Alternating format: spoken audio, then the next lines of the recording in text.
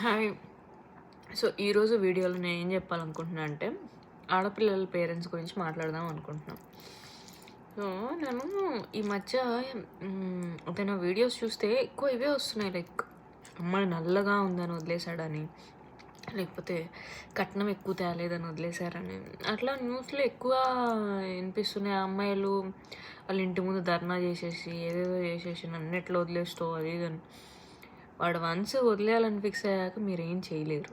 మీరు ఒక్కటి చేయగలరు ఏంటంటే బేసిక్ ఎడ్యుకేషన్ ఉంటే మీ కాళ్ళ మీద మీరు నిలబడగలరు. సో పేరెంట్స్ కొంచెం బేసిక్ ఎడ్యుకేషన్ ఇప్పించాలి. అట్ ద సేమ్ టైం వాళ్ళకి ధైర్యం కూడా నేర్పాలి. సిచ్యువేషన్ ఎలా ఉన్నా హ్యాండిల్ చేసుకునే ధైర్యము. బికాస్ అంత అంటే ఆయన నన్ను తీసుకెళ్ళకపోతే నాకు లైఫే లేదు అన్నట్టు ఫీల్ అయిపోతున్నారు ఆడపిల్లలు ఈ జనరేషన్‌లో గూడా. సో, మీరు బేసిక్ ఎడ్యుకేషన్ నేర్చుకోండి, ధైర్యం తెచ్చుకోండి. లైఫ్ చాలా ఉంది. కొంతమందయితే సూసైడ్‌లు చేసుకుంటున్నారు. అంత అవసరం లేదు. ఏ అసలు అంత అవసరమే లేదు. మీరు పైకి కొంచెం మీరు స్టెప్ కొంచెం ముందుకేయాలే గానీ, దేవుడు మీకు అంతకంటే అతనికంటే ఇంకా గొప్ప పొజిషన్‌లో పెడతాడు. మీకు తెలియట్లేదు. ఏదో లైక్ ఏదో పిచ్చి పిచ్చిగా చేసేసుకుంటున్నారు. అంత అవసరం లేదు. కొంచెం మీకు ఇబ్బందిగుంది. బయటికి రండి.